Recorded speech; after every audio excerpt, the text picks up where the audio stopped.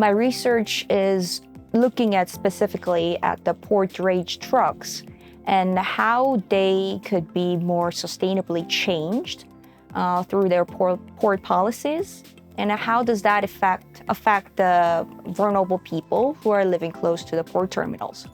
The definition of port drayage trucks are those short-haul trucks that are only operated at the port sites, that are very closely driving from port terminals and the warehouses that are really in the vicinity of the port terminals.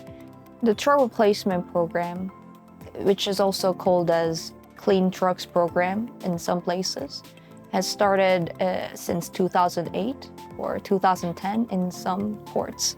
It has been under the initiative called Ports Initiative that was started by Environmental Protection Agency, EPA, at the ports level to improve the local air quality around the port terminals. Truck Replacement Program is a name that the Port of New York and New Jersey uses. And this program has been implemented at the Port of New York and New Jersey since 2010. So far, about 70% of port drayage trucks are cleaner diesel trucks, that their engine years are later than 1997. However, there are still remaining 30%. Those engine years are older than 1997 that are emitting a huge amount of local air pollutants. And that's the impact that I'm estimating, and how much that changes the local air quality when the remaining 30% is all cleaned up.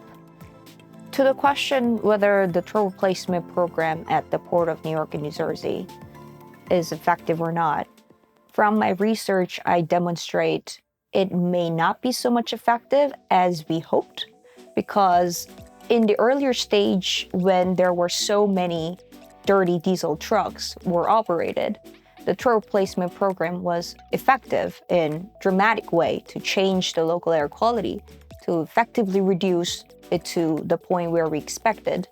But in the later stage, because this program has been there since 2010, there are already sufficient number of relatively cleaner drayage trucks. So the truck replacement program has not been so much effective, and I proved that using this difference in difference model. Now it's the time maybe the Port of New York and New Jersey want to consider adopting electric trucks. In order to go on to this transition, they need a huge investment on electric trucks charging stations and a lot of support from the local government.